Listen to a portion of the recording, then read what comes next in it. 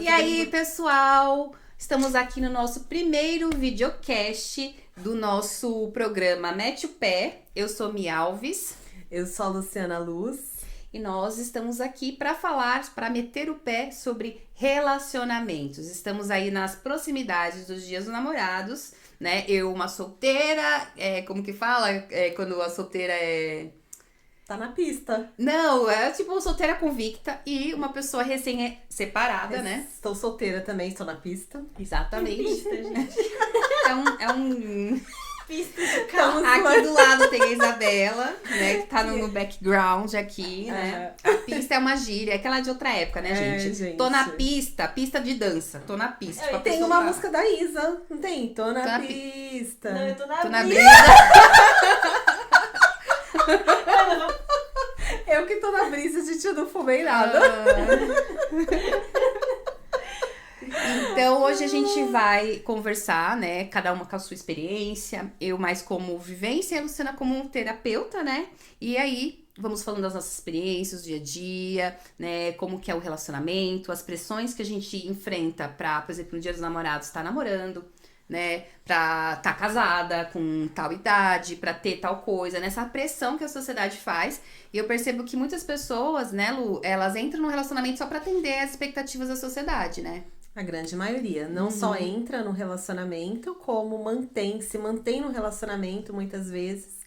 Por causa dessa pressão e por causa das crenças limitantes que a gente tem com a dificuldade de encerrar um relacionamento que não tá bom. E aí você vai empurrando com a barriga durante muito tempo, né? Sim. Um relacionamento que tá bosta, né? Que tá tóxico. E você não ama mais. E você vai mantendo aquilo, sei lá por quê. Muito das crenças que a gente vai abordar aqui, crenças religiosas. Sim. Então, aquilo que Deus uniu não separa o homem. Você tem que namorar pra casar. Exatamente. Então, tem muito da influência religiosa cristã nessas crenças limitantes que a gente carrega. E a gente carrega os relacionamentos nas costas por causa delas. Bem, eu vou começar, né? Eu acho que a minha percepção sobre relacionamentos, claro, de todo mundo, começa com os pais, né? Da gente observando o relacionamento dos nossos pais. É o nosso primeiro grande aprendizado, né? Exatamente. Então, Não necessariamente um bom aprendizado. exato. E já existia, eu não sei, eu acho que desde sempre eu tive esse conceito sobre o grande ápice da vida de uma mulher seria o casamento, né? Eu não sei em que momento exato que começou a construir na minha cabeça que a minha vida ia começar, ia ser, né? Eu ia me preparar, eu ia passar todos os dias da minha vida me preparando para esse grande dia. Tá, legal isso que você falou. Eu acho que uma parte, a gente absorve essa certeza de que o grande ápice da vida da mulher é o casamento do próprio inconsciente coletivo. Eu sou psicanalista e a gente trata muito das questões que o Jung trouxe do inconsciente coletivo.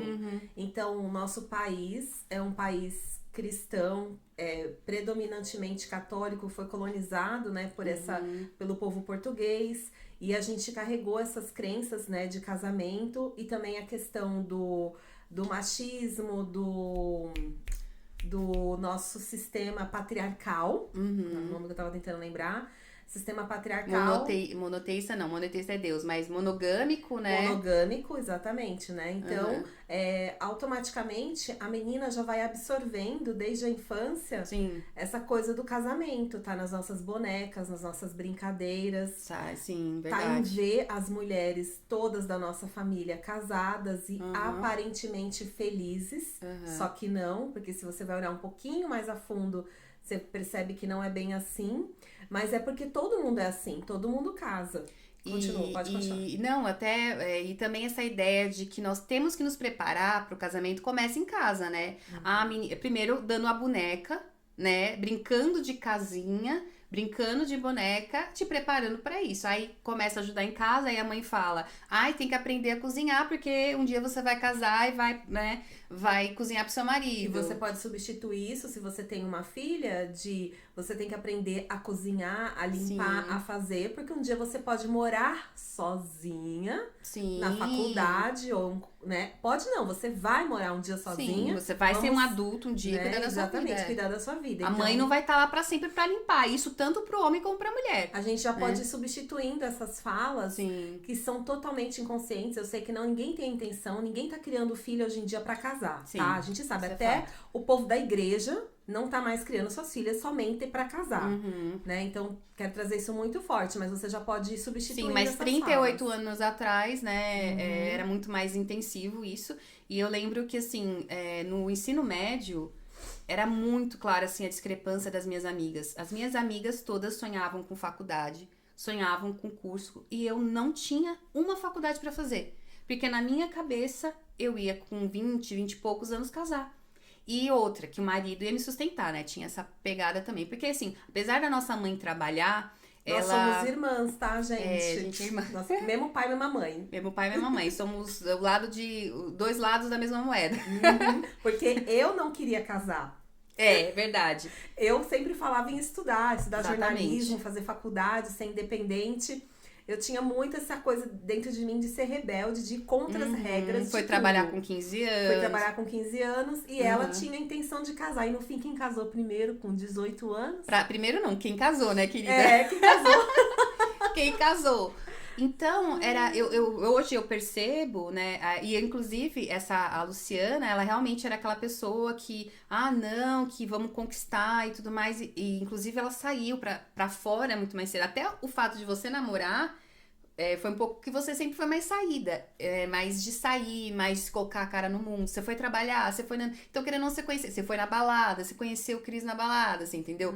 Eu não saía, eu ia na igreja. Então, se eu não arrumasse namorado na igreja, eu não ia arrumar namorado em lugar nenhum. Outra, tinha essa questão que a pessoa pra eu namorar e casar tinha que ser o top de cristão. Tinha que ser, na época eu era muito religiosa, e isso dificultava muito. Não podia ser um carinha da escola, não podia ser um carinha que eu conhecesse no ponto de ônibus. Tem um detalhe aqui, disso que ela tá falando. Nós somos de família extremamente evangélica. Sim. Cristã mesmo, de conceito mesmo, tradicional. Porque o nosso avô Lucas, pai do nosso pai, era pastor de igreja batista. Sim. Bem tradicional mesmo. Não é Não essa só batista da pastor. Lagoinha que tem hoje em dia, não. Ibabe, não. Era batista batistão. Sim, Bem fundamentalista, tradicional, fundamentalista. Não tinha ortodoxos. esse negócio de falar em línguas, essa coisa do... Eles não como é eram que chama? pentecostais, não era Isso, pentecostal. não era pentecostal. E era muito Exatamente. focada na Bíblia, né? Era muito a Bíblia como manual de vida e tudo mais. Inclusive, não só pastor, Literalmente, literalmente, né? né? Eles liam a Bíblia de forma literária mesmo, né? E nosso avô não era só pastor, ele era pastor e missionário. Tinha esse plus também, né? Que Ele deixou todo...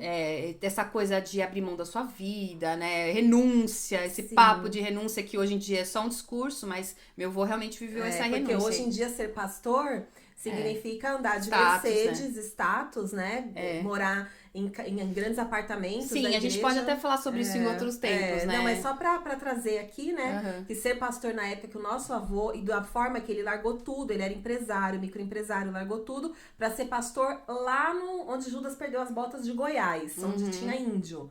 Então, só pra vocês entenderem do quanto era tradicional o Isso, e segmento como isso impactou cristão. a nossa educação, porque nós éramos netas do pastor, né? Quem é de igreja sabe.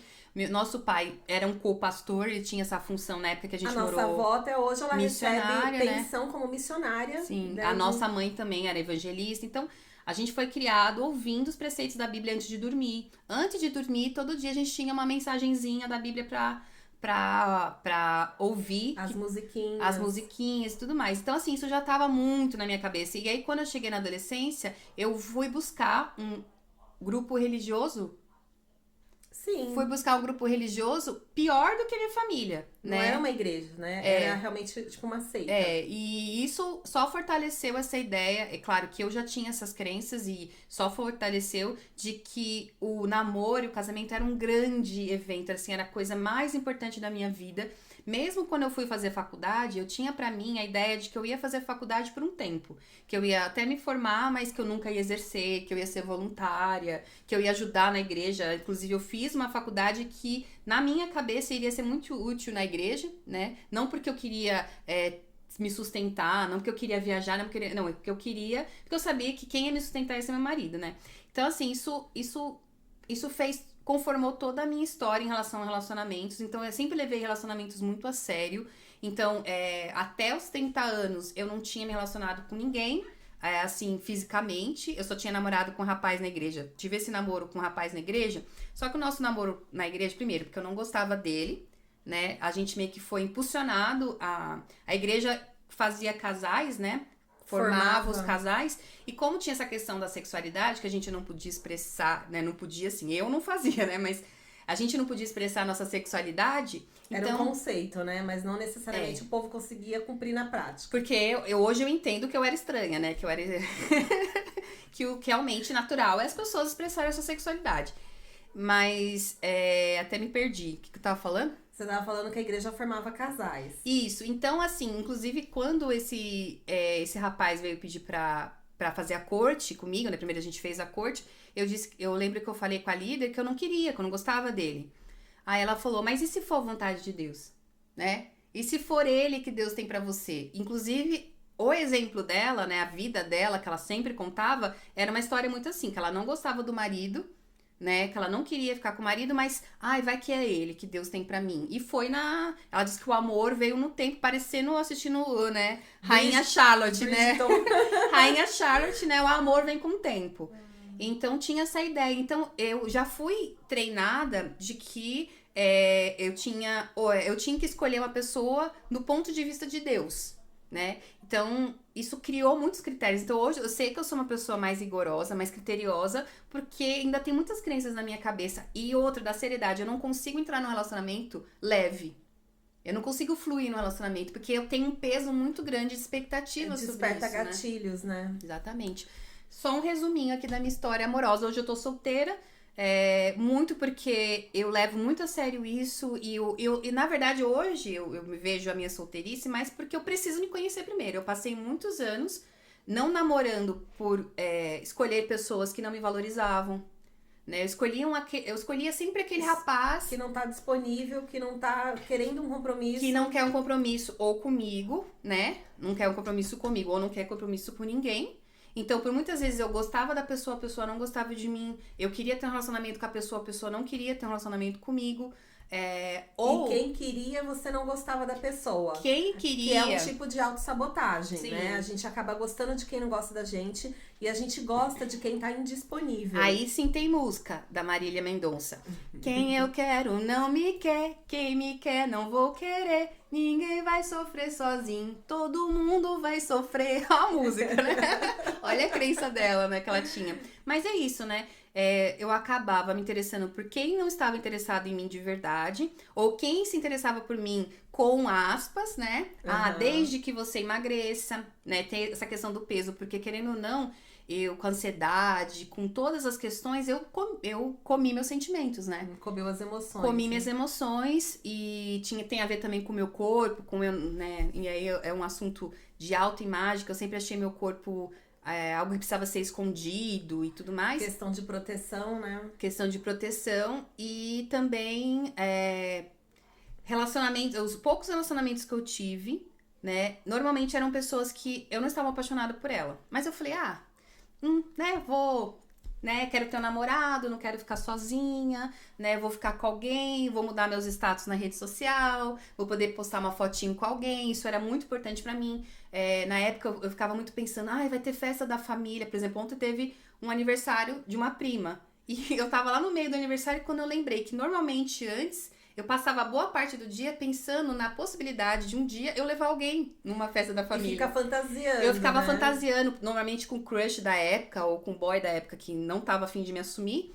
Mas eu ficava imaginando ir pra festa da família com ele, né? E ontem foi uma das primeiras vezes que eu falei, nossa, eu nem pensei nisso o dia inteiro. Eu nem pensei em nada, né? Eu falei, vou me arrumar e vou. E de estar sozinha ali, de, né, às vezes ver um olhar de cobrança, ou uma tia perguntar. E eu acho que basicamente isso, a minha relação. E hoje eu percebo que eu dei um stop, assim, em alguns relacionamentos. Tem um pouco de... Sabe quando você pensa, ai, tem alguém interessado em você, você fala, ai, mas de novo, começar de ter um pouco esse cansaço de começar algo. É muito comum, preguiça, né? Preguiça, mas muito mais, assim, eu perceber que eu só vou ter um relacionamento diferente do que eu já tive até agora se eu mudar. É aquela ideia da loucura, né? Loucura é você querer ter resultados diferentes fazendo a mesma coisa. E era meio que isso que eu falava. Ah, eu queria encontrar alguém que me valorizasse. Eu queria encontrar alguém que quisesse realmente estar comigo, que me assumisse, que não tivesse vergonha de mim. E trazendo o nosso papo aqui, nós estamos próximo do Dia dos Namorados, hoje é dia 8, acontece muito isso. Acontecia com você de sentir que tava sozinha, que vai ficar sozinha no mês dos namorados, Sim. esse apelo que tem no marketing, porque a gente sabe que é uma data comercial, como o Dia das Mães, como o Dia dos Pais, né? Uhum. Sim, eu lembro que todos os dias dos namorados eu passava chorando. Ou se sentindo mal, né? Chorando porque eu me sentia mal, né? Ou me sentindo mal, tipo, o que acontece comigo? O que tem de errado comigo? Ai, todo mundo arruma namorado menos eu. Se sentindo mal no sentido de se sentindo inadequada, né? Sim, sim. O que tem de errado comigo e tudo mais. Aí o único dia dos namorados que eu tive na vida, porque eu fiquei, né, minha vida... Não lembro agora se eu passei o Dia dos Namorados com o meu namoradinho da igreja, mas faz tanto tempo que eu nem lembro. A expectativa por ter um Dia dos Namorados era tão grande, né, que tinha essa coisa, ai, Dia dos Namorados, ganhar presente, ganhar alguma coisa. E aí o relacionamento que eu estava namorando nessa época, porque nunca coincidia, né, eu lembro que foi uma bosta o Dia dos Namorados. Tudo bem, um dia de semana, eu entendo que as pessoas trabalham, mas ficou nítido que a pessoa não queria se encontrar comigo. Eu até, né, até comentei, não, a gente dá um jeito pra se ver, Dia dos Namorados, né? Aí, na última hora, a pessoa falou, ah, é verdade, vamos se ver. Aí, no fim, eu que tive que me mobilizar pra ir. Enfim, porque assim, é uma data, não quer dizer nada. E se o nosso relacionamento não tá saudável, não adianta, né? Só vai ser as fotos no Instagram e pode até agradar o nosso ego, né? Massagear o nosso eguinho, mas, né, eu acho que temos que pensar em outras coisas também, né? Entre ter um relacionamento qualquer e passar... Hoje, eu prefiro estar sozinha do que ter um relacionamento qualquer. Mas já teve épocas que eu preferiria ter qualquer relacionamento pra não passar essa data sozinha, né? Exato. Isso acontece muito. A gente vê em consultório muitas mulheres meio que surtando essa época do ano, porque o apelo do marketing, do comércio é muito grande a respeito do Dia dos Namorados. É um movimento, uma campanha publicitária muito forte que eles fazem. Uhum. E isso se junta com o fato da mulher já se sentir inadequada em relação, né, ao homem. Por que a minha irmã, minha prima, minhas amigas estão namorando e eu estou sozinha, vou passar o Dia dos Namorados sozinha? Só um detalhe, eu não sei se isso é estatístico, mas será que os homens passam essa mesma pressão? Só joguei a braba Muito provavelmente não, né? Inclusive tem até, assim, debaixo dos panos rola, assim, uma conversa de que eles até preferem evitar sair com uma menina no Dia dos Namorados pra justamente não trazer essa conotação pra relação. Não criar esse vínculo, esse vínculo de que é um namoro. Então muitos até terminam antes do Dia dos Namorados, né? Pra evitar que isso aconteça. Mas a questão é, aonde ficam os sentimentos, as emoções das mulheres que estão se sentindo mal por causa disso, que se sentem inadequadas, que se sentem rejeitadas, que se sentem frustradas por não estarem inseridas num relacionamento. Mas a questão é, até que ponto a gente realmente precisa de um relacionamento com o outro para nos validar, exatamente, nas redes sociais. Porque eu acho que é muito essa questão das redes sociais. Sim, e se não tivesse, né, ninguém ia saber da minha vida, ninguém ia saber se eu tô solteira, se eu não tô, né? A questão do status social, né? Como que essa pessoa está. Isso é muito ruim, porque isso faz com que a gente adquira relacionamentos ruins, ou então a gente até começa um relacionamento que no início é bom, mas com o tempo vai ficando ruim. E a gente vai... Sabe a rã, gente? Vocês já ouviram falar que o povo come rã, né? Então, como que se mata a rã?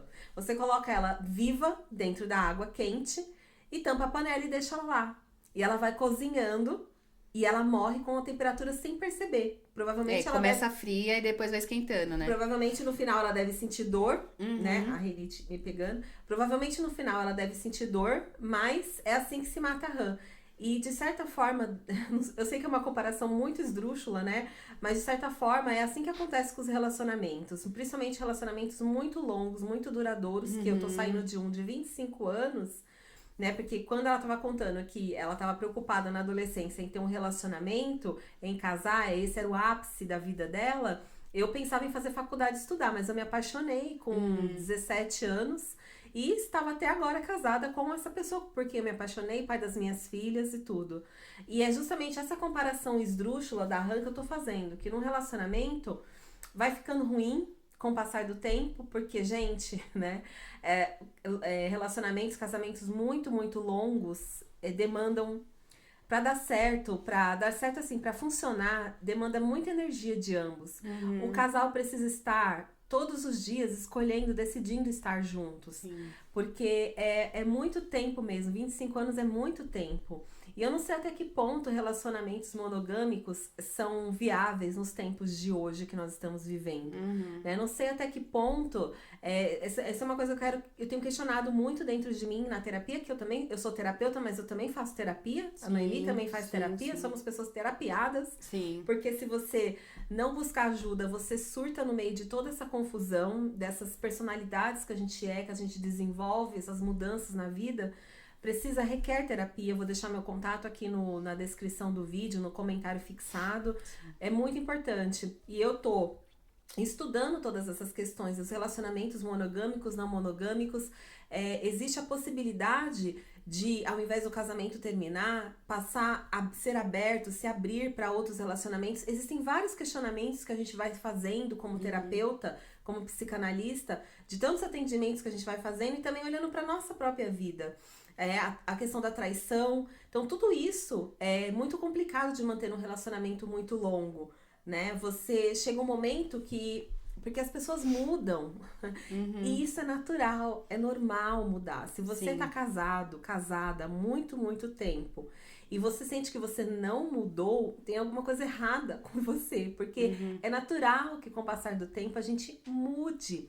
A gente muda as coisas que a gente muda de profissão, né? Em muito tempo. A gente muda até os cursos que a gente faz, você resolve fazer uma transição de carreira, você muda questões políticas e religiosas, você muda suas personalidades, não é só aparência, cabelo, não, você muda por dentro. E 25 anos, você não pode ser a mesma pessoa que você era. Eu acho que a pessoa que não percebe isso é porque ela não tá consciente, né? Exatamente. Porque ela tá no automático, vivendo que é a no rã automático. sendo cozida lá, é isso que eu tô Exatamente. falando. A rã sendo cozida lá, ela tá inconsciente. Ela não tá sabendo que ela vai ser O que tá morta. pegando, né? Ela não tá sabendo o que tá pegando lá fora. E a temperatura tá subindo. E é o que acontece no casamento, no relacionamento. A temperatura vai subindo. Do jeito negativo, não temperatura do jeito positivo. Poderia ser, poderia ser. Se os dois estiverem comprometidos com o relacionamento. Porque olha só, eu sou terapeuta de relacionamento. Então, quando eu vou fazer terapia com um casal, o homem, a mulher, ou o casal, homem, mulher, mulher. E o casamento. O casamento é o terceiro elemento que é terapiado também. A gente encara como um outro ser entre os dois. Porque um homem é um homem, uma mulher é uma mulher, ou um casal, né, do mesmo gênero, são pessoas. O que faz a diferença ali é o relacionamento, é o casamento que tá ali no meio. Isso é uma coisa que tá mudando, né? Porque, assim, pelo menos os nossos pais tinham essa coisa de que eles tinham uma simbiose, né? Tinha a concepção de que o casamento era tornar duas pessoas uma só. Porque tá escrito na Bíblia, né? Que o casal se casa, a partir de então se torna uma só carne. Mas isso é uma concepção, um conceito que na prática mas não talvez funciona. Deus tá falando que pra ele lá, os dois viraram uma coisa só. Não que as pessoas têm que se fundir, não que as pessoas... Não que elas não se fundam, né? De alguma forma, né? Mas... Mas no sentido da personalidade. No sentido da personalidade. Eu acho que, como a gente não sabe qual é a nossa personalidade, eu acho que, querendo ou não, o que muda de hoje para o tempo dos nossos avós, dos nossos pais, é que esse conceito de quem nós somos, de se autoconhecer, de se autocuidar, de se questionar, de entender que você é um ser humano isolado dos seus relacionamentos, né? Eu acho que isso... E isso é bom. E isso é bom, é salutar. A solitude dentro do relacionamento duradouro, muito longo, precisa existir. Precisa haver coisas que o casal faz juntos, aliás, bastante coisas que o casal faz junto. O casal precisa ter assuntos em comum, que gostam de conversar, e isso é uma coisa bem complicada de manter no casamento, justamente pelo fato de que a gente muda muito durante um relacionamento ao longo dos anos, e aí cada um começa a gostar de uma coisa e o outro não gosta, não tem paciência de ouvir, de se interessar, de dar uma chance, simplesmente vira as costas e chama o outro de errado e cada um vai para um lugar, para um caminho. Mas também o contrário também é saudável no relacionamento. A solitude, cada um fazer o que gosta, sair com os amigos ou sair sozinho também, isso é muito bom. O tempo de leitura, né, de ficar num canto, de ler. Então isso é salutar, é saudável, precisa ser alimentado no relacionamento. Coisa essa que há tempos atrás era o contrário, né? Porque as pessoas antigamente não tiveram esse espaço de refletir sobre isso, né? Pelo contrário, eles se cobravam, tinha que estar junto o tempo todo, tinha que fazer tudo. É aquela ideia de que a outra pessoa, ela tem que adivinhar o que você tá pensando, né? Que ela tem que conhecer você de cabo a rabo, né? Ah, você tá há quantos anos comigo? Mas você mudou, a pessoa mudou, você entendeu? Então, e outra, aquela cobrança, né? Muitas vezes eu faço essa cobrança dos outros, ai, não me conhece, mas nem eu mesmo me conheço, né? Então fica difícil, a gente acaba expressando coisas diferentes. E o relacionamento é complexo, é muito complexo, né? E pensando nas crenças limitantes, né, que a gente falou, tem essa crença de que casal é se tornar uma só carne, né? Tem essa coisa de ser pra sempre, né? Que não pode. Ah, mas e os casais antigamente ficavam 40, 50 anos? Meus avós foram casados 50 anos. Gente, a minha avó foi casada há quantos anos? Muitos anos. Uma das nossas avós, eu não sei se eu vou falar. As duas, na verdade. Gente, a nossa avó, tanto de um lado quanto do outro, foram casadas e o que é mais de muito 40 comum, anos. infelizmente até hoje, ela nunca teve um orgasmo. Aí agora, como você vai falar que é um casamento bom? Sério. Que é bom, baseado em quê? Qual que é a sua métrica? Bom pra quem, né? Qual que é a sua métrica? Você tá medindo com o quê? Com casamentos lá do século XIX, XVIII? Né? Então, assim, eu acho que as pessoas, elas não tinham essa possibilidade de reflexão. O casamento era isso, né? Tinha que ser assim, tava escrito em pedra, né? Literalmente, né? Tá escrito em pedra, você não pode tirar, você não pode mudar. Você não pode questionar, você não pode pedir ajuda muitas vezes. A questão da terapia, que para muitos evangélicos e católicos e até o brasileiro em si não sabe muito bem como que acontece, principalmente casais. E tudo isso aqui que a gente tá falando, gente, se resolve com terapia. Pronto, acabou o podcast, podemos ir embora. Entendeu? É meio que as pessoas acham que é um gasto expansivo, desnecessário, e quando vê... Eu acho que nem isso, eu acho que tem essa coisa do machismo, porque... Tanto pra se autoconhecer... Né, como ela falou, né? Como você vai saber quem eu sou se nem eu sei quem sou? Por quê? Porque a gente muda ao longo do relacionamento. E nunca se conheceu. Ninguém chegou quando a gente era criança. Quem é você, ser humaninho que nasceu?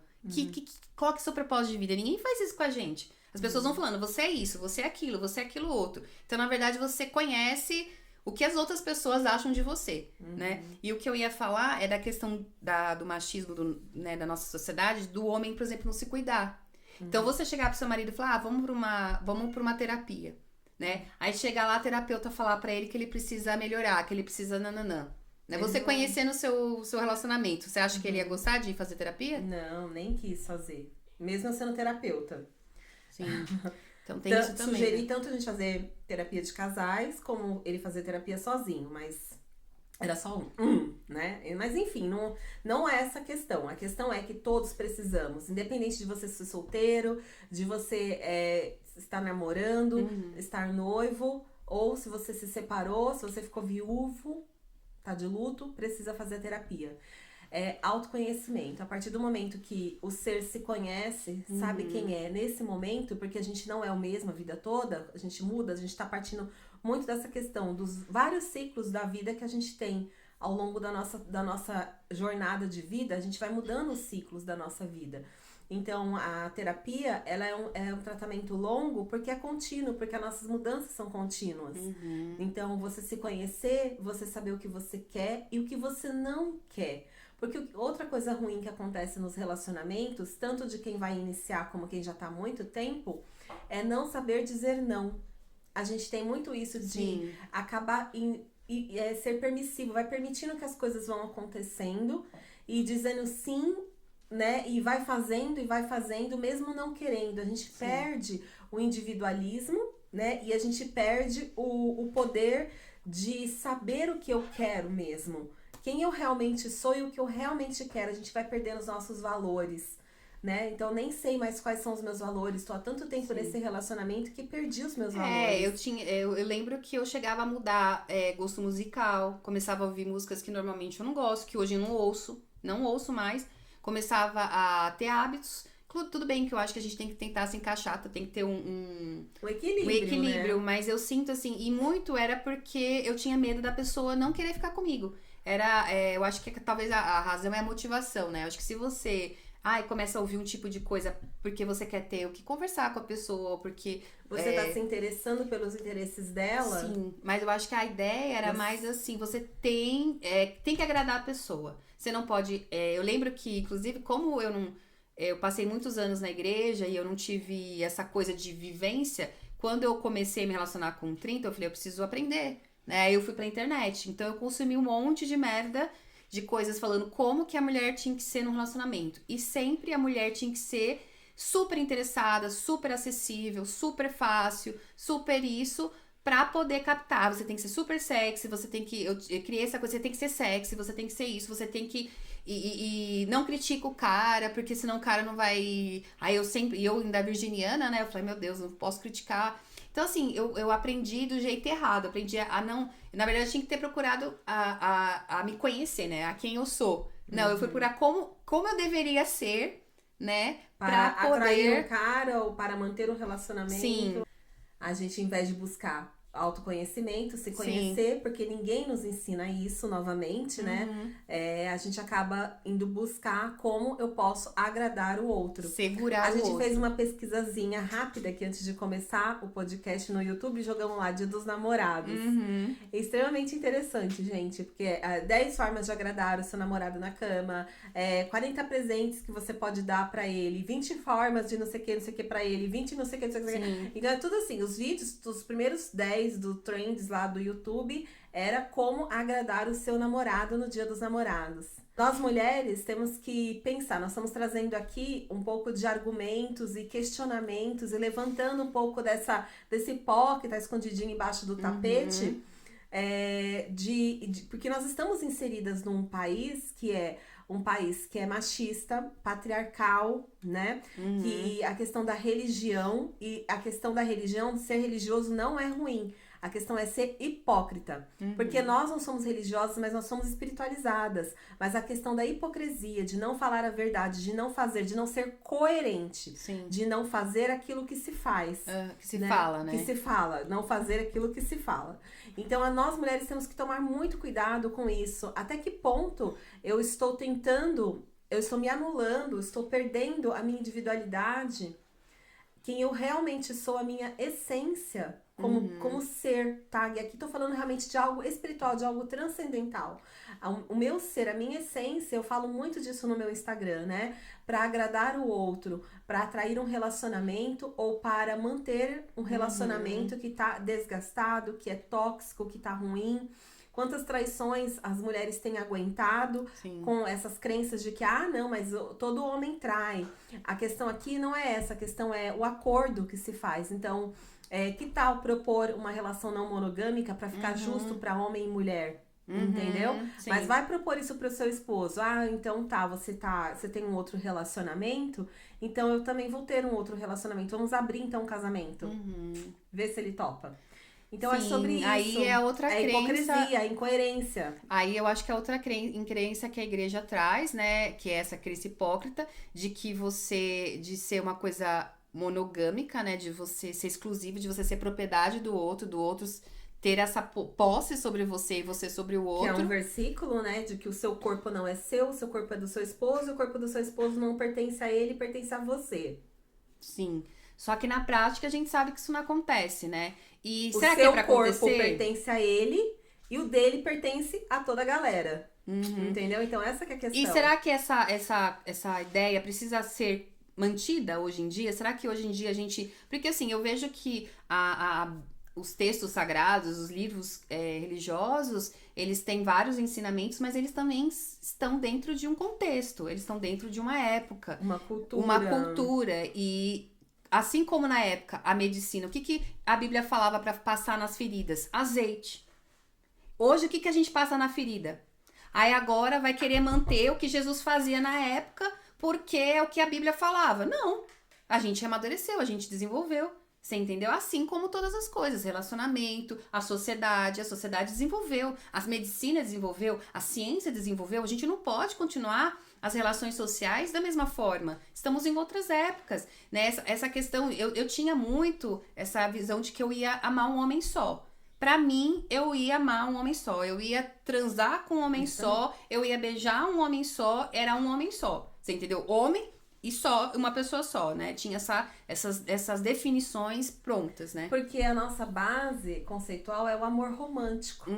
Essa que é a questão. A toxicidade dos relacionamentos na nossa era é o amor romântico. É a nossa criação. Primeiro a criação cristã, religiosa, mas também baseada nos filmes da Disney.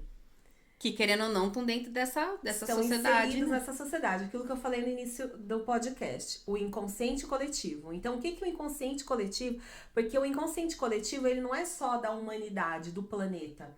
Ele também é dividido em culturas. Em cada país tem uma cultura. E o inconsciente coletivo no Brasil ou no Ocidente, né? Vamos trazer para o Ocidente, é esse. A religião, o cristianismo, a hipocrisia, o machismo e o patriarcado e o amor romântico. Que é esse amor baseado realmente em histórias de contos de fadas. E o sexo também como errado, né? O sexo só como reprodutivo. Sim. Que é uma coisa que tem ainda muito essa questão. Porque aí entra o prazer feminino. Ou pra satisfazer o homem. Ou pra satisfazer o homem, né? Porque é meio que a desculpa, né? Quando se fala do prazer feminino, porque o homem sempre teve prazer, mesmo parindo criança, né? Mesmo que a igreja falava que era só pra reproduzir, eles tinham prazer, porque eles precisam ter prazer, né? Quer dizer, a biologia fez, né, meio que condicionado a eles terem o ápice do prazer deles. O nosso não. E ficar grávida a gente não precisa ter um orgasmo, né? Sim. Eles precisam.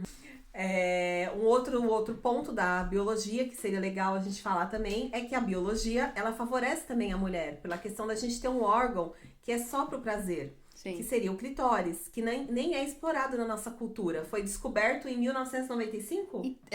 2005 foi mapeado. Foi a primeira vez que ele foi estudado a fundo. E ele foi mapeado como órgão, né? O órgão todo foi mapeado e descobriram que ele é gigante, né? E antes disso, tinha sido mais lá em 1500, lá com Colombo, que descobriu Amor de Vênus, né? Que descobriu o amor de Vênus, mas por o fato da medicina ser dominada por homens, né? Eu tava lendo, o fato da medicina ser dominada por homens, essa parte de pesquisa, eles nunca investigaram o órgão feminino, só na parte que se refere à criação, à procriação. Para você, nosso querido ouvinte, um pouco de história. Não existe um consenso de qual médico descobriu o clitóris, porém o anatomista italiano Matteo Realdo Colombo descreveu o órgão em um dos seus livros de anatomia e foi descrito como Amor de Vênus, em alusão à deusa do amor em 1559, no século XVI. Porém, ele só foi ser estudado de verdade a partir de 2005. Sim, 446 anos depois. A doutora Helen Ocknell mapeou o órgão usando o aparelho de ressonância magnética. Ela obteve imagens do clitóris estimulado e descobriu que ele tem mais de 10.000 terminações nervosas. Né, toda essa parte, como fazer uma criança, como não ter a perda da criança, né? Então a medicina da mulher nunca focou no prazer da mulher, nunca focou na saúde da mulher, porque pra mim prazer é saúde. Eu acho assim, eu acho que por isso que eu me revolto muito com essa questão de ter mulheres hoje em dia, em 2023, que nunca tiveram um orgasmo, né? Pra mim é uma questão de saúde. Porque a gente saúde tem um mental, órgão, né? Porque na época de Freud, ele estudava a histeria, e eu esqueci o nome do médico, vou deixar escrito aqui, que depois esse médico percebeu que as mulheres sofriam de histeria porque elas estavam inseridas numa sociedade tão machista e repressora, que nessa repressão elas acabavam meio que surtando.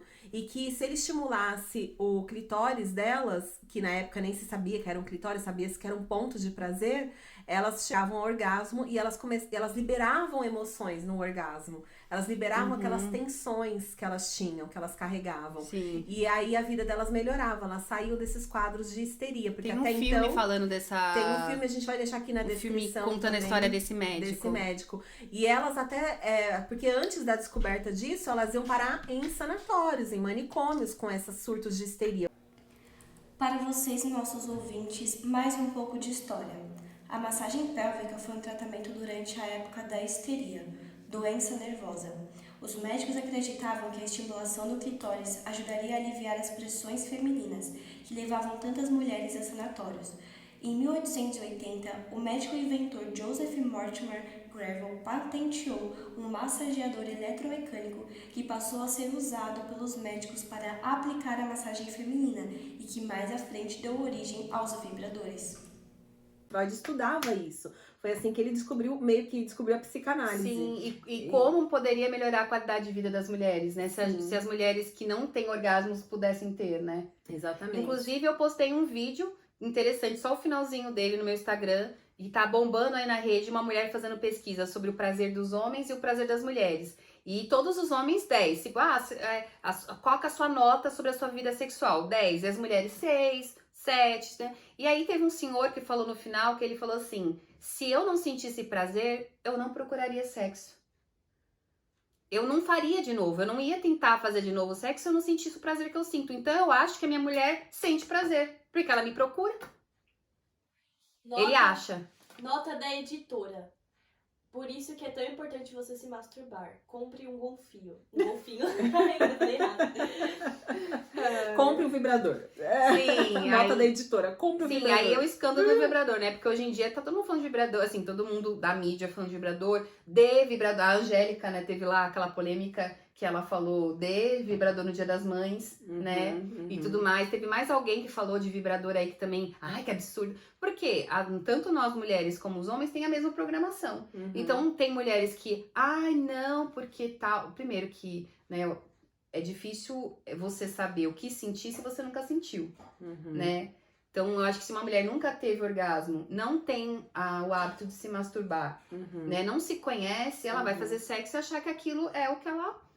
Isso aconteceu comigo, na verdade, né? Porque eu achava que eu tinha orgasmo, as sensações que eu tinha até os 30 anos. Eu achava que aquilo era orgasmo, que aquilo era o ápice. Casada, orgasmo, né? Casada. Mas aí, com 30 anos, eu ganhei o vibrador e descobri a masturbação. E aí eu entendi que eu nunca tinha tido aquilo lá que eu tinha quando eu comecei a me descobrir, quando eu comecei a me estimular. Entendeu? E aí eu trouxe esse estímulo pra dentro do meu relacionamento.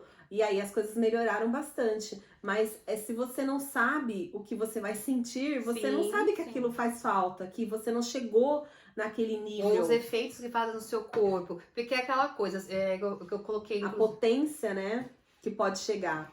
Tem um órgão no corpo humano que tá parado, não tá funcionando. Isso significa o quê? Doença, né? Doença, e ele vai, se você não usa, ele vai atrofiar? Atrofiar, exato. Quer dizer, como que não é um problema de saúde pública? Nós temos muitas mulheres têm no corpo um órgão que elas nunca usaram, que tá parado lá sem ser utilizado, né? Ou é subutilizado. Ou subutilizado. Que era o meu caso. Né? Então, isso precisa ser falado. E, inclusive, uma das discussões recentes sobre dar o namorado, dar presente vibrador para mulher. O que né, a sensação que os homens têm de que o vibrador é uma concorrência, que é injusto. Claro que é injusto. O homem não faz ideia. Inclusive, a gente fez uma pesquisa no Google. Qual que é o nome do... No Google Ads. Do Google Ads, que quem não conhece, é uma ferramenta do Google para você saber quais são os assuntos que estão no top, que estão sendo pesquisados. Sabe quantas pessoas pesquisaram como dar prazer para uma mulher na véspera de um Dia dos Namorados? Dia dos Namorados? Sabe quantas pessoas pesquisaram? 0. Não tinha uma pesquisa como dar prazer para uma mulher. Tudo bem que a gente podia ter pesquisado com outras variantes, mas desculpa, como que uma pergunta dessa... A gente podia ter feito o contrário, né? como dar prazer. Mas já tinha um vídeo no YouTube falando. Sim. Isso não precisa. Tinha vários vídeos no YouTube. Tinham vídeos no YouTube falando uma mulher assim com uma calcinha na mão. É isso que o seu namorado quer. Com a calcinha na mão, né? Então, mas engraçado que não tem homens falando é isso que a sua namorada quer. Vamos descobrir, você entendeu? Aonde que é, como que faz. Porque a impressão que dá, e eu acho que isso é uma coisa importante, que uma mulher ter um homem é meio que o êxito da mulher, né? É a mulher ter chegado realmente ao ápice da vida dela. Bem-sucedida. Uma mulher bem-sucedida é uma mulher que tem um homem. Uma mulher que é bem-sucedida no trabalho, mas não tem um homem, ela é bem-sucedida no trabalho, mas abriu mão de um relacionamento por causa disso, né? Agora, e isso é muito pesado, gente. Isso é muito irreal. Porque às vezes você carrega o homem, você sustenta ele, você é a mãe dele, você faz tudo e você não tem prazer. Que vantagem que vantagem essa pessoa tem em ter um homem? Me explica. Então, quando você não tem entendimento do que é ter um relacionamento saudável, um relacionamento bom pra você, você vai aceitar qualquer coisa. Bom pra você, não bom pra postar nas redes sociais, bom pra você. É um questionamento que nós estamos fazendo. Será que o meu relacionamento está bom pra mim? Porque outra coisa que acontece com nós mulheres é que a gente é criada pra ser a boazinha. E sempre tá agradando, submissa, acolhedora, porque essa é a energia feminina, né? Ser acolhedora, cuidar de todo mundo, ser a cuidadora, né? Por que será que os idosos da família são cuidados pelas mulheres? Por que as crianças são cuidadas pelas mulheres? Né? Então, mas isso tudo é uma construção, né? É uma construção da nossa cultura, de que as mulheres é que cuidam. Então, a gente fica cuidando para que o relacionamento se mantenha, para postar foto, para o status, por causa da igreja, o que os irmãos vão pensar. A gente mesmo cresceu ouvindo isso, né, da nossa mãe. Eles têm um casamento já de 40 anos, como todo casamento tem seus percalços, e a mamãe sempre falava a pior crença dela, que era eu não vou ser a primeira irmã a ser separada, a ser divorciada. Porque família muito grande, muitos irmãos, acho que são 11 irmãos, né? E ela não seria a primeira a ser divorciada. Então, quer dizer, olha só que crença pesada. Mesmo que o casamento esteja ruim, mesmo que ela estivesse insatisfeita. Mulheres que estão em relacionamentos que estão terminando relacionamentos longos, casamentos, relacionamentos que a pessoa não se via sem outra pessoa, mas ela parece que já precisa ter outra. Não é que ela gosta dessa outra pessoa. Acho que até uma questão de ego também. Se não quer terminar comigo, eu já tô com outro. Porque né? É muito comum que o casamento acabe porque o marido traiu, né? É muito comum. É lógico que o contrário também acontece, gente. Ninguém tá falando isso. Mas aí o que a mulher faz? Por causa do ego ferido e pra demonstrar que tem alguém, ela vai lá e já engata um relacionamento logo em seguida. Ela nem deu tempo de elaborar, do luto. O que aconteceu? Isso. Porque uma coisa que eu queria falar aqui, inclusive, isso aconteceu comigo recentemente, eu já trabalhava com isso como terapeuta, o que acontece, quando um relacionamento muito longo, ou mesmo um relacionamento curto, tá, gente? Qualquer relacionamento que termina, porque assim, quando a gente conhece alguém, se apaixona, e a gente começa um relacionamento, a gente cria uma personalidade para aquele relacionamento.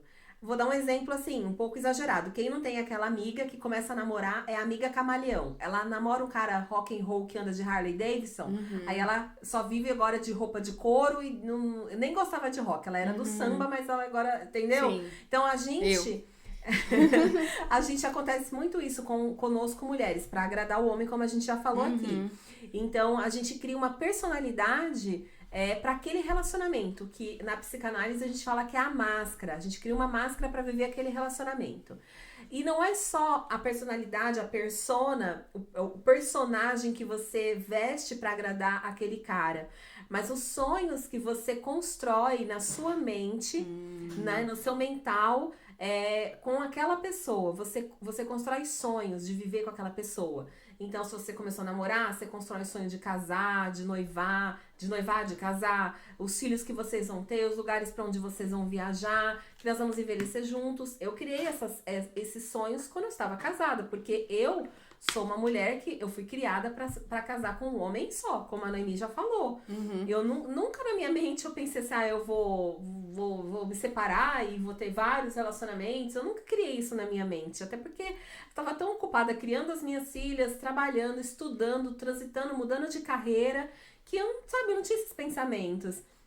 E eu criei sonhos, eu criei uma personalidade pra viver aquele relacionamento. A Luciana que se apaixonou por aquele homem, né? E aí a gente fica vivendo aquelas emoções, aqueles sentimentos, aquelas ilusões na nossa mente de como vai ser, e lugares que nós vamos viajar, né? E a gente vai melhorar de vida, e a gente, você entende? Nossos filhos vão crescer. Posso e dar um vão embora de exemplo casa. baseado em filme? Fala. O Sandman, aquele capítulo do Sandman, que a mulher que perdeu o marido, ela era viúva, e aí ela, por causa do Vortex, lembra? Por causa do Vortex, ela começou a ter sonhos vívidos. Peraí que eu vou sintonizar com essa série, pera. A Sandman é uma série da Netflix, e tem um capítulo que uma pessoa que tá lá no enredo, ela consegue ver o marido dela no sonho dela. E o sonho dela é tão vívido que ela engravida no sonho. Entendi. Ela engravida no sonho e ela fica presa no sonho. Inclusive, eu acho que ela morre lá, né? Eu acho que deu spoiler. Eu acho que ela não consegue sair do sonho, porque ela queria tanto... Criou um relacionamento. Ela se apegou ao marido morto, inclusive era uma persona do marido, ele estava preso ali, né? Quem assistiu lembra. Então, vocês entendem como é importante que depois que o relacionamento termina, você dá um tempo pra você mudar o seu ciclo. Aquela Luciana casada com aquele alecrim dourado, naquele período, aquela Luciana precisa morrer. Aquela personalidade precisa morrer. Se você engata um relacionamento logo no final do anterior, você tá levando aquela personalidade que era relacionada, casada com aquele cara, você tá levando pro próximo relacionamento. Sim. E aí o que acontece? Repetições. Exatamente. As expectativas que você tinha daquele primeiro relacionamento, todos os costumes, os erros que você cometeu lá, a forma como ele te tratava, você acaba levando para um novo relacionamento e projetando nessa pessoa essas expectativas, aqueles comportamentos que precisam mudar, porque a gente, com o tempo, a gente vai criando mesmo comportamentos que não são legais pra nós, essa coisa de querer agradar o outro. Sim, vários se comportamentos, anular, né? se anular, de dizer não quando quer dizer sim quando quer dizer não.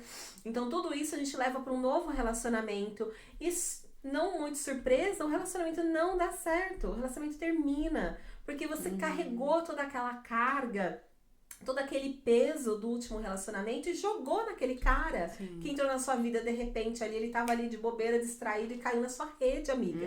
Então o relacionamento não vai dar certo, ele vai estourar, porque você precisa dar tempo. Eu sei que o seu ex não deu tempo, o seu ex já estava com outra pessoa, já até casou, teve filho com outra pessoa e você quer acompanhar. Sim. Não faça isso. Viva o seu momento, viva o seu tempo. Pare de pensar no que os outros estão pensando. Sabe? Não liga pra isso. Olha só, no final do meu relacionamento, na terapia, eu descobri que o meu ex-esposo, ele era um narcisista oculto. Ele desenvolveu transtorno de personalidade narcísica. A psicanalista esquecendo o nome do transtorno. E nem eu, que sou psicanalista, consegui perceber, identificar isso. Foi só no final do relacionamento, quando eu descobri toda a mentira e todas as narrativas que ele contava, que tudo aquilo que ele construiu era mentira, que, tipo, a torre, né, o meu mundo caiu. E ali eu percebi que ele era um narcisista oculto. É mesmo, essa coisa da felicidade é uma crença, tá, gente? Isso, felicidade o tempo todo, essa coisa não existe. A gente vive ciclos. A gente tem dias bons e dias não tão bons. Mas a gratidão tá ali. Porque depois de um dia bom, depois de um dia ruim, vem um dia bom. Sim. Entendeu? E você encontra... você vai entender que existem muitos lugares da sua vida que você pode ser feliz. Muitos lugares internos dentro de você e na sua família ao redor, nos seus filhos, nos seus bichinhos, na sua casa, no jardim, no momento de descanso, num passeio, no parque, num livro, num curso, numa transição de carreira. Você vai descobrir muitos outros lugares onde você vai ser feliz. Sim. E a partir do momento que você conseguir ser feliz consigo mesma, tirando as máscaras, a máscara da esposa, a máscara da traída, tirando todas essas máscaras da sociedade e não ligando mais para o que os outros estão pensando de você, Aí você vai descobrir quem você é debaixo de todas essas máscaras, das mágoas, dos ressentimentos. E estando feliz consigo mesma, muito provavelmente você vai atrair alguém que realmente gosta de você. Sim. Entendeu? E não está atraído pela sua máscara, pelo jeito que você se mostra nas redes sociais, mas pela sua pessoa. Essa é a minha expectativa, né? Essa é a minha expectativa da lei da atração, né? De se eu estiver procurando me conhecer, cuidar de mim, ser uma pessoa inteira. Hoje em dia, por exemplo, eu preciso ressignificar o que é ter um relacionamento. Porque, querendo ou não, eu tinha a visão antiga. Então, eu preciso primeiro estabelecer o que eu quero no relacionamento. Por exemplo, eu não quero que ninguém dependa de mim. Eu não quero que ninguém precise de mim pra viver. Eu sei que isso é muito romântico e as músicas falam isso, mas, sabe, eu acho que é uma responsabilidade muito grande. E sem contar que é mentira. Ninguém precisa de ninguém.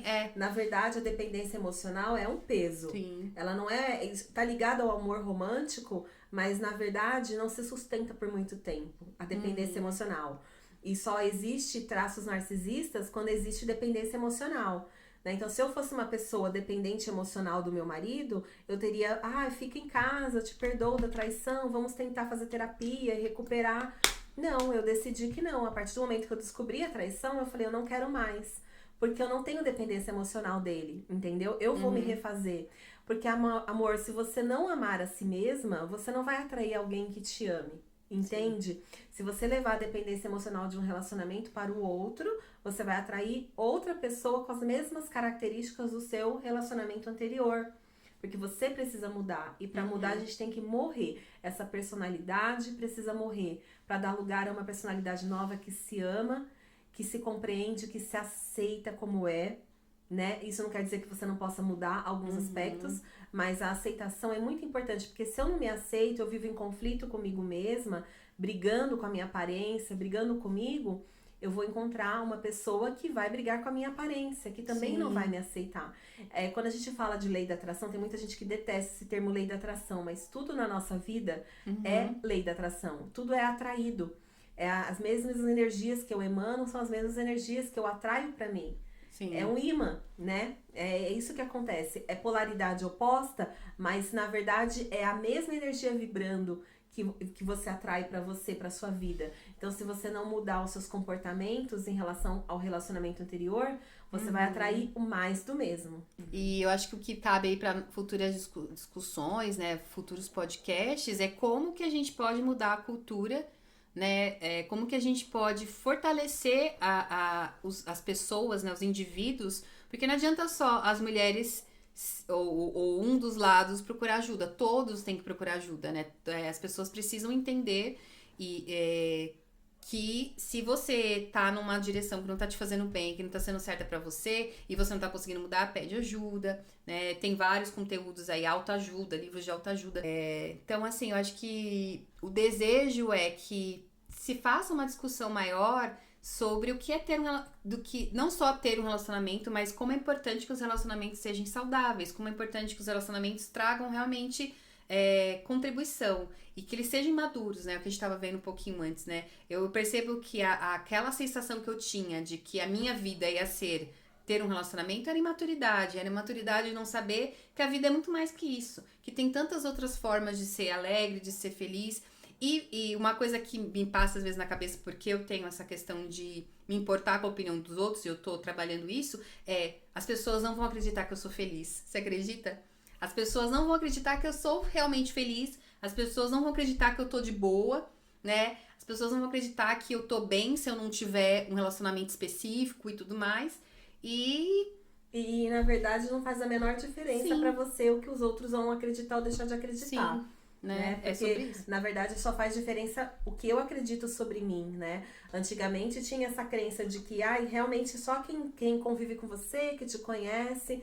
Mas, na verdade, se você não se conhece, não vai adiantar nada. É vazio toda essa expectativa, né, de um relacionamento. Então, se você deseja um relacionamento, que tal você começar a cultivar um relacionamento consigo mesma?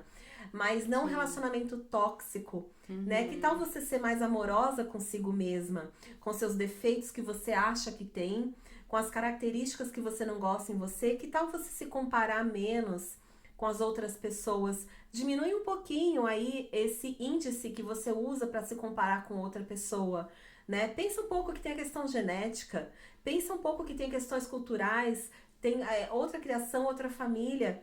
Sai desse lugar de ficar se comparando. As redes sociais é muito perigosa nesse sentido, é muito tóxico, porque a gente se torna tóxico conosco mesmo. A gente fala muito de relacionamento tóxico, mas não é só sobre o outro, que o outro é tóxico comigo. O problema é que nós somos tóxicos conosco mesmas. Como nós mulheres podemos ser cruéis conosco mesmas. A nossa conversa mental, sabe? Assim, aquela conversa interna. O tempo todo é como se a gente estivesse com um chicote, o tempo todo nos chicoteando e nos punindo por causa e sentindo culpa o tempo todo. A gente tem conversado muito aqui em casa, eu e as meninas, sobre a questão da culpa. Por que a gente tá o tempo todo sentindo culpa? Podemos até trazer esse assunto para um próximo podcast, né? Sair dessa necessidade de agradar o outro e nos agradarmos. Diga sim quando você quer dizer sim. Diga não quando você quer dizer não. E ponto final. Pare de pensar o que o outro está pensando. Pare de se comparar. Pare de se rejeitar. Porque enquanto você estiver em conflito consigo mesma, se rejeitando, você vai estar infeliz. Você vai estar desenvolvendo doenças, porque a grande maioria das doenças, elas advêm dos conflitos que nós temos com nossa essência, conosco mesmo. Você vai estar em relacionamentos ruins, tóxicos. Você vai ser, a sua felicidade, ela vai viver em picos, né? Então, uma hora tá muito feliz, outra hora tá no chão, totalmente deprimida. A gente precisa encontrar o caminho do meio na vida, que é tentar ter uma vida mais constante, um estado de ânimo mais constante, pra gente sair daquela loucura da ansiedade, da preocupação com o futuro, e saímos também daquele lugar do ressentimento e da mágoa, de olharmos o tempo todo pro passado. Então, a gente precisa buscar um lugar de quietude dentro de nós e estarmos presentes no nosso corpo, presente com a nossa vida, presente com as nossas questões, com a nossa personalidade. E isso é necessário você buscar o autoconhecimento, seja fazendo terapia, seja buscando por conta própria o autoconhecimento. Sim, a gente sempre vai bater nessa tecla, né? Do como foi importante pra gente o autoconhecimento, e a gente pode falar mais sobre isso, né? Porque o autoconhecimento não vai te livrar das mazelas da vida, né? Olha a minha situação, né? Fui traída, mas tá.